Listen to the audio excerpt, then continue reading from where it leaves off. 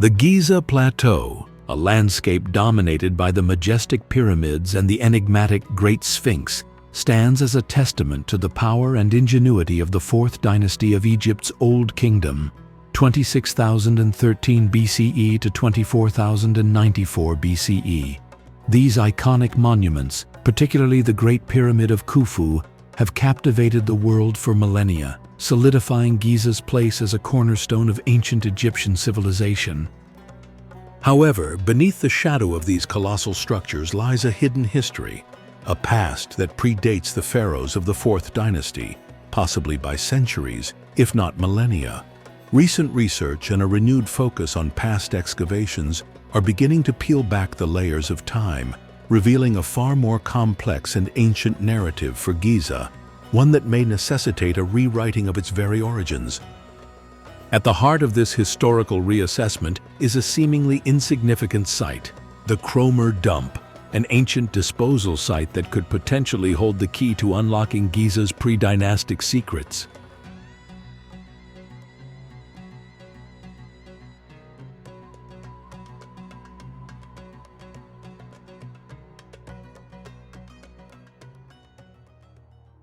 Located to the south of the Giza Pyramid complex, the Kromer Dump is a crescent-shaped accumulation of ancient debris, a seemingly mundane collection of discarded materials. First excavated in the 1970s by the Austrian archaeologist Karl Kromer and later re-examined in 2018 by the Ancient Egypt Research Associates under the direction of Dr. Mark Lehner, the dump has been traditionally viewed through the lens of the Fourth Dynasty. The AERA's 2018 findings, for instance, led them to characterize it as a Fourth Dynasty demolition and trash heap, with materials consistent with a demolished royal rest house or small palace dating back to the reign of Khafre, builder of the Second Pyramid. This interpretation aligns with the prevailing understanding of Giza as a necropolis primarily developed during the Fourth Dynasty. However, Kromer's original findings, meticulously detailed in his extensive 1978 publication, Settlement Finds from the Early Old Kingdom in Giza, Austrian Excavations 1971 to 1975, paint a far more nuanced and intriguing picture. While acknowledging the undeniable presence of Fourth Dynasty materials, Kromer also identified a significant number of artifacts that he dated to the First, Second, and Third Dynasties of the Early Dynastic period. Even more provocatively, he believed some artifacts even hinted at pre-dynastic activity on the plateau, predating the unification of Egypt under Narmer, also known as Menes. This raises a fundamental question that challenges the conventional narrative. Was the Kromer Dump merely a convenient disposal site for the Fourth Dynasty builders, or was it a repository for materials from a much older settlement, a vibrant community that thrived on the Giza Plateau long before the pyramids were conceived? In his 1972 preliminary report, Kromer put forward a bold and, at the time, radical hypothesis. Based on his initial findings, he proposed that an extensive settlement existed on the site of the Giza Plateau, flourishing from the First Dynasty through to the Third Dynasty. He postulated that at the beginning of the Fourth Dynasty, this settlement was deliberately demolished to make way for the construction of the royal necropolis, a grand project that would forever transform the landscape. This interpretation directly challenges the long-held view of Giza as a relatively vacant landscape before the Fourth Dynasty, suggesting instead that it was a site of significant human activity for centuries prior. If Kromer's hypothesis is correct, it would necessitate a fundamental reassessment of Giza's early history and the motivations behind the choice of this location for the royal cemetery. Kromer's claims were not based on mere speculation, but on a careful analysis of the artifacts unearthed from the dump. Let's delve deeper into the key pieces of evidence that support his hypothesis. Pottery, a ubiquitous find in archaeological contexts, often serves as a crucial indicator of chronology and cultural affiliation. Kromer identified numerous pottery shards within the dump that exhibited decorative scratch marks, reminiscent of styles associated with both the pre-dynastic Naqada II culture, 3500 to 3200 BCE, and the early dynastic cultures of Lower Egypt. The presence of these distinct pottery styles suggests that the Giza settlement may have had connections to, or was even inhabited by people from these earlier periods. Perhaps the most compelling and chronologically significant evidence comes from the clay sealings found within the dump. Clay sealings were used in ancient Egypt to secure containers, doors, and documents, often bearing impressions of cylinder seals or stamps that identified the owner, official, or institution responsible. Kromer discovered several clay sealings depicting animal figures, hieroglyphic symbols, and geometric patterns. Based on stylistic comparisons with sealings from other sites, he confidently dated a number of these sealings to the Thinite period, a term used to describe the Early Dynastic period, dynasties 1 and 2, when the city of Tanis, near Abydos, served as the capital. In addition to pottery and sealings, Kromer also uncovered a variety of stone tools, including fishing hooks, blades, and triangular scrapers. While these types of tools are not always definitively datable, as their forms can persist for long periods, their presence is consistent with pre-dynastic and early dynastic technologies. Their context within the dump, alongside the pottery and sealings, strengthens the possibility of their earlier origins. Furthermore, the discovery of faience tiles within the dump adds another layer to the argument. Faience, a glazed ceramic material, was often used in royal and elite contexts.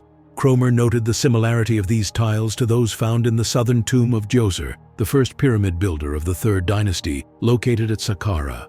This similarity suggests that structures of some significance, possibly even royal or administrative buildings, may have existed at Giza prior to the Fourth Dynasty. One of the most intriguing and debated finds from the Kromer Dump is a small 3.6 centimeter long mud statuette of a sphinx.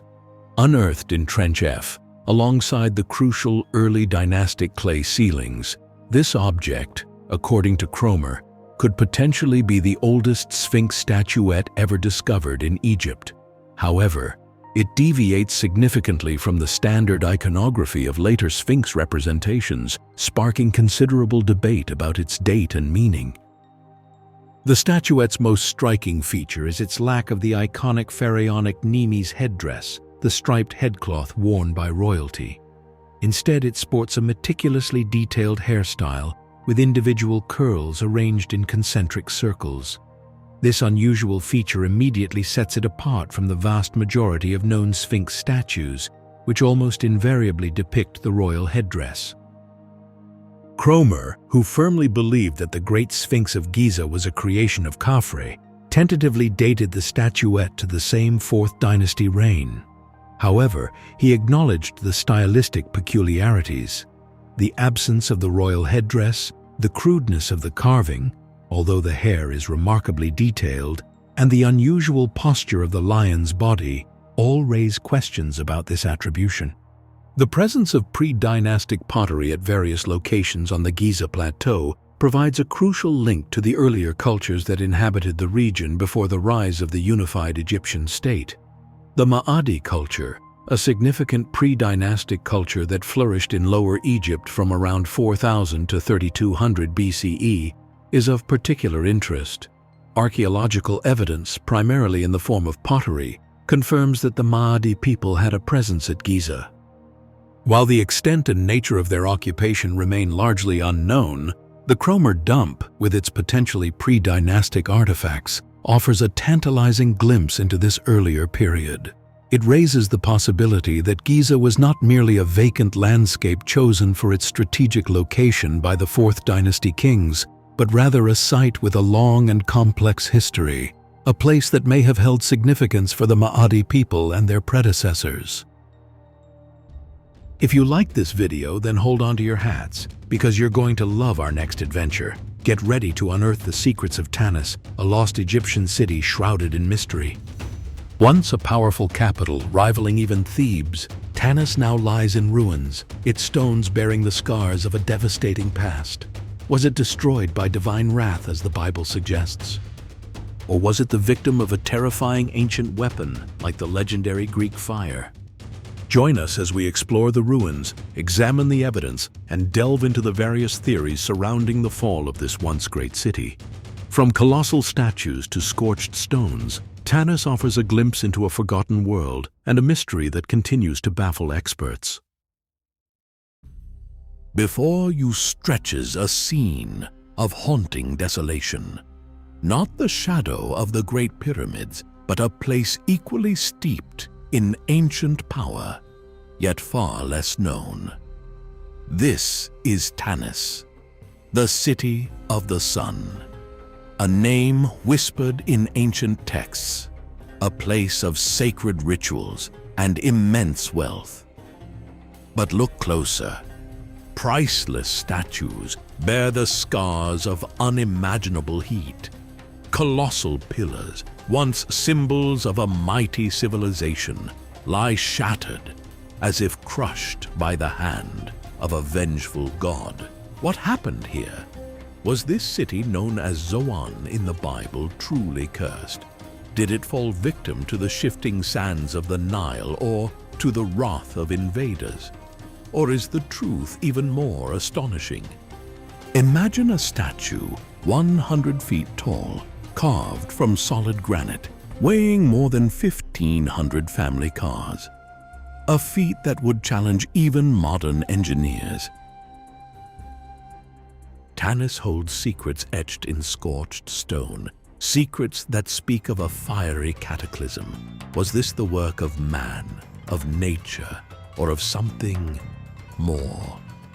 Join us as we journey into the heart of an ancient enigma to uncover the lost story of Tanis, a city swallowed by time, waiting to reveal its truth.